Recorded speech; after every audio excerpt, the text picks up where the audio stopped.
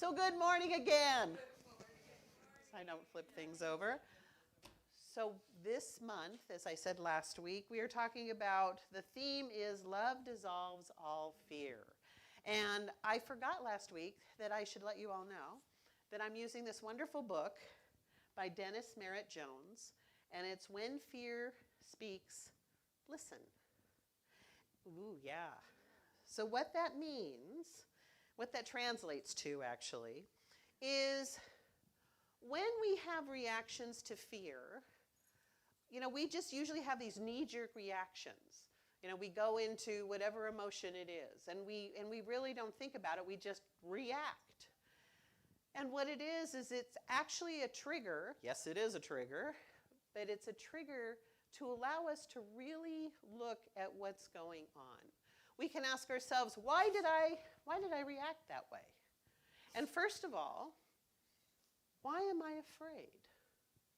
Why is that particular episode or whatever it's going on in my life allowing me to be afraid or feel insecure or feel out of control, whatever it is that we like to call it? Dennis Merritt Jones says we are all born, we all die, we all laugh, we all cry. We all know joy, we all know pain, we all share the same planet, and we all share the same name, human being. Or actually, I should say we are human doings, because it seems like we don't really have time to just be. We're always doing something in the universe. So when we have fear, we're actually experiencing a lack of that presence, or what I would like to call God, in our life. Somehow we are denying this omnipresence that is in our lives, in, through, in all things, including us. And what happens is, in the science of mind, that hole? Well, we like to fill it. We like to say, we teach that God is everywhere equally present. So when you feel that hole, when you feel that fear, and you don't feel like you're really connected, love fills the void. That's what is the strong part of the presence of God. Fear is self-made energy. It is what we create when we have no idea what we're going to do or how we're going to deal with whatever it is. And unfortunately, it is a negative aspect. In the science of mind, we try to teach that actually it is. It's a spiritual tool that we look at a negative and we turn it around and say it's a positive. And some of you are probably saying, well, how do you create, out of tragic things, how do you really create a positive thing? Look for the good. Look at what is unfolding. Look at, even though it has gone away, look at what's left. Look at what is, not was. What we do when we fear something is we're lacking trust. Not only in that divine essence, but in that divinity that is part of us. And we create fear around the most amazing, interesting things. And I'll share with you a little personal story. When I was a little girl, I'm still a little girl at times, I was afraid of, I had this fear of lightning. And when it was thundering and lightning, oh my gosh, I just go into crazy. And my grandfather, and I've come from a Norwegian background, he said, oh honey, that's just the kolar bowlers. And I said, kolar bowlers, those creepy little characters that are just making, noises up in the clouds. It's nothing to worry about. Well, when I moved to Arizona, I found out what real lightning and thunder is. Forget the California. That's not even a storm. But Arizona, you all get it on. I mean, you get it done. So I have 2 dogs and a husband, and so when I came over here and I experienced, my first monsoon and all that, I was thinking, oh, I don't know. this is not good. And I just thought, how can I, and I really did, I thought, how can I deal with this? Well, then I looked at, and of course my dogs are used to California, so it's like lightning, thunder, no big deal. Well, you come over to Arizona, as I said, and it's bang, crash, boom, and they're looking at me like, Mom, what is this? Well, then I realized I had to be brave for them. I had to put aside whatever I was feeling, and I had to show them that, hey, everything's great, even though I'm going, okay, this is good. So that's what happened. And over the last, few years, I've developed this bravery where actually now I go outside and I watch the lightning. And I live in Rio Rico, so where our house is situated, we're kind of like on a little hill, and I can watch the thunder or the lightning coming from Nogales. And it's just beautiful. In fact, have you ever noticed that sometimes lightning has a conversation? It does. It'll start over here, and then it'll go over here, and then bloop, bloop, bloop, bloop, bloop. It does that. And I thought, wow. So what I looked at is, here I have been afraid of this thing, obviously, that I couldn't control, and I made friends with it. I said, oh, there's the beauty. There's the beauty in all of that electricity and all that wind and stuff that's meeting each other and creating this storm. And it's beautiful. And so I was able to make peace with that. And I thought, And then I realized that when we're in fear, that there are transcending requirements that we don't really realize. So when we become friends with whatever it is fearful, now I'm still working on the plane thing. I don't like heights, and I don't like to fly because of heights, so I'm working on that still. But I realized there's a curiosity. There's an inquisitiveness and being able to be teachable, to want to know more about what that thing is. Well, thunder and lightning, we know what all that is. But what happens is curiosity actually opens the door, and it helps us explore new ways of creating a way of understanding whatever that fear is. I thought, okay. Then the next thing is, of course, inquisitiveness. It invites us to really look at whatever that is, to drill down and ask the questions of why. What is it that this thing, whatever it is, makes me feel so uncomfortable that I don't want to deal with it? And the other thing is being teachable. That's huge. To being open, to being able to move forward, to look at that and say, okay, I understand what that is.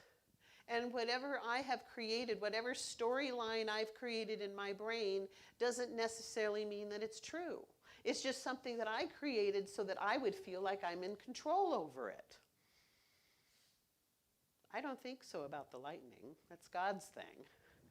But in my mind, I thought, how can I control this?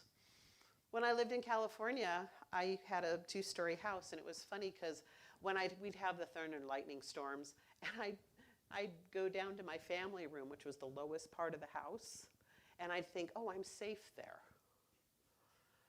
And actually I really wasn't, because lightning can come through the house. But in my mind, I created this safety because I wasn't able to really grasp and process why I was afraid. So when we're in fear, we can either light our hair on fire and face everything and run, as I've said, or we can face everything and rethink. And that's what I'm going to talk to you about today, is the facing it and rethinking about what it is within us emotionally that causes us to react. So the 7 faces of fear that I want to talk to you all about this morning are anger, worry, judgment, selfishness, shame, loneliness, and uncertainty. For each one of those emotions, it is very important for us to know it intimately. It's very important for us to allow it to be what Dennis Merritt says is to be the messenger, to allow us to listen to what that emotion is saying at the time of whatever is going on. It's amazing what happens when we start to understand why we react the way we react. Is it because we have had a model behavior from an authority figure or maybe a parent that we look at that and go, well, this is the way I'm supposed to react? Or do we allow ourselves to say, well, no, that didn't work for them, so it's not going to work for me, so this is how I'm going to, do it. But at the same time, I'm not quite sure, so how do I react? So each one of these emotions is very important to just not only our mental, but our spiritual development. Because when we understand where we're coming from, life can be a lot more peaceful. So the first one up is anger. Ooh, that's a big one. I love this one. This one's pretty deep. Because what anger does, it scares people. And I'm sure all of us have been around a person that has flown into an anger, and we're like, okay, see ya. We don't really want to be around them. And that's one of the things about anger is people want to get about as far away from you as they can. However, with us, when we feel that anger, maybe we're feeling that the only way we can deal with it and control the situation is to be explosive.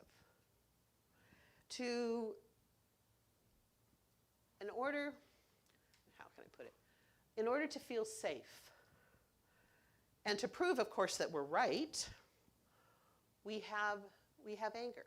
Because, of course, who's going to argue with an angry person? Who's really going to want to argue with an angry person? So the one thing about all these words is they have a genealogy. They have what Dennis Merritt says are descendants. And the descendants of anger are rage and resentment. Rage is an outward expression of crazy. I mean, we've all heard of road rage, right? Okay, so that's an outward expression of rage. And we have to go through anger in order to get to rage. Then, when we've decided, okay, I've done my anger thing, I've done my rage thing, I still feel like this whatever it is, I haven't dealt with it yet, but I want to deal with it. So the next thing is resentment. So what happens is now you've stuffed it. Now you've put it inside.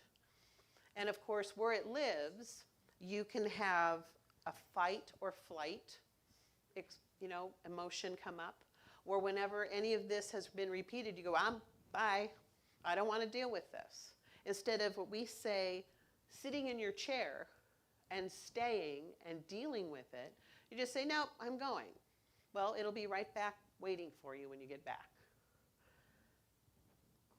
So what happens is when we have resentment, it causes all kinds of dis-ease. It can cause insomnia. It can cause high blood pressure. It has all kinds of things that's attached to it. So how many of us really want to be angry? Doesn't work for it, huh? So the next one of our friends is worry. That's the stories we love to tell ourselves. It is what was, what is, and what shall be. You know we're all psychic. So this is what we're doing, is we're saying, this is what's going to happen. And that is also part of the woulda, coulda, shoulda stuff. When we look at worry, we're creating this story of, oh, I know this is going to happen, and this is the way it's always been, and blah, blah, blah, blah, blah. And you get yourself all wound up, and of course, worry, worry, worry, worry. And then you can experience insomnia and all those other things.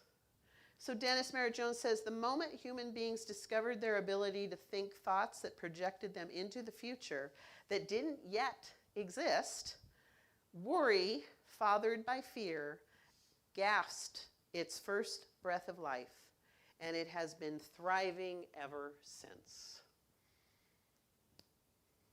So what happens is when we allow that to happen, we give it air, we give it life. And why do we worry? Because we can't control. Oh, that's word again. We can't control it. It's out there, it's in there, and this is what the way it is. And we are basically saying, well, I want to deal with it, I want to help it, I want to, no. Just allow it to be. Trust yourself. That's your challenge this week. Trust yourself. And then ask Spirit, what is mine to know? What is mine to do? And allow yourself to sit and listen. So worry has friends as anxiety and regret. And anxiety, of course, is where our thinking becomes mucked up, and of course it's not rash. It's usually, we're thinking too fast and all these things are happening and we'll just react. And regret, of course, is after anxiety when we go, oh, yeah, that wasn't really a good thing that I did, huh? How do I fix it? Ooh, I can't fix it? Oh, well, then now I've got to worry about it. Right? And then, of course, you can jump into anger because you can't fix it. And then resentment. Ooh, see how all this is kind of going together? So Eckhart Tolle said, all negativity is caused by an accumulation of psychological time, denial of the present, unease, anxiety, tension, stress, worry. All forms of fear are caused by too much future and not enough presence.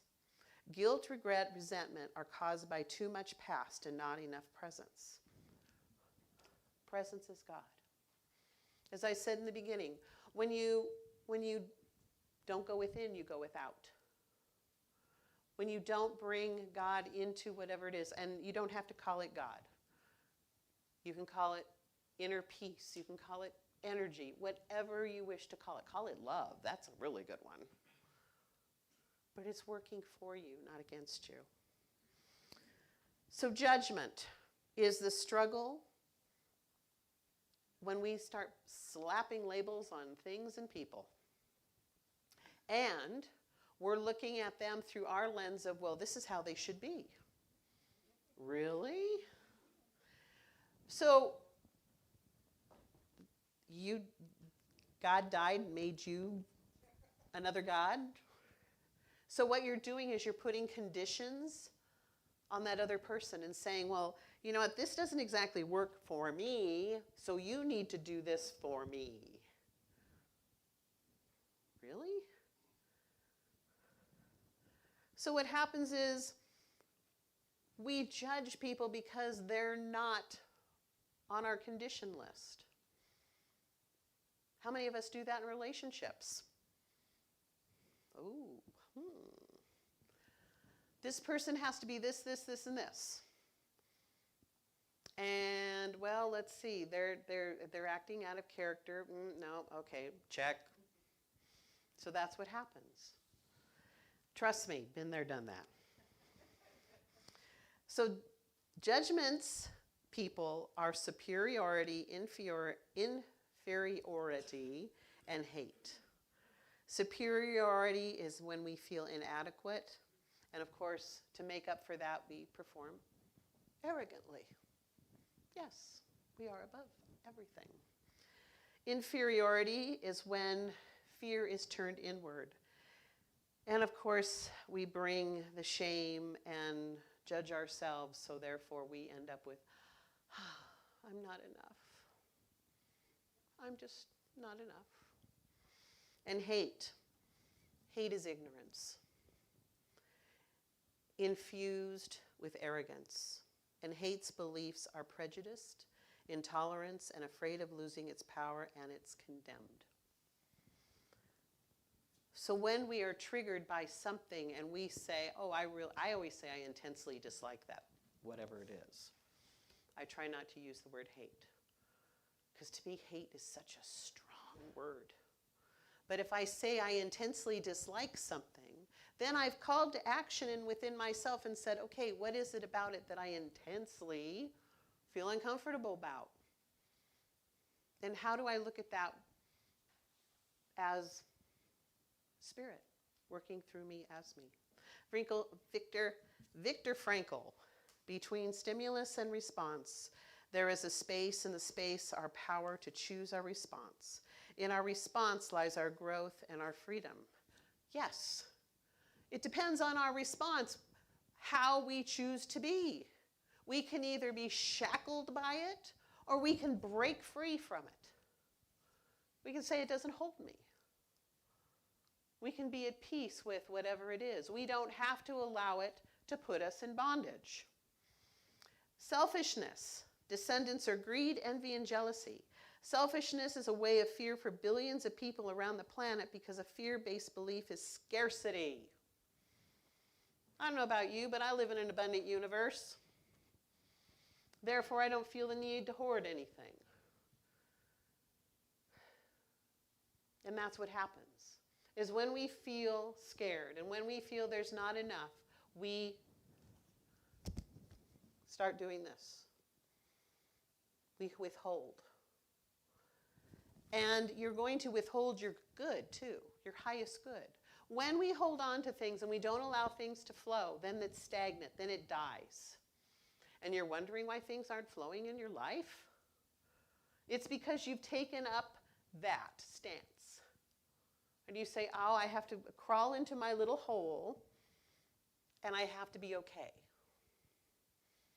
It's like, I'm going to be okay if I just open my cave and go to the back and stay there. Not really. Because what's happening is you are not allowing yourself to be present in the world, and you are a gift. No matter what's going on in your life, please know that you are a gift to this world, and your light shines. Even though you feel very dull, your light still shines. So what happens is we get guilt, selfishness, so greed, envy, and jealousy. I don't think I need to explain those. They all kind of go together. Shame has descendants of guilt, embarrassment, and perfection. Shame is, again, I am not enough. Whatever it is, I am not enough. And obviously, whoever has put conditions on you and said, you're not enough. You didn't do this right.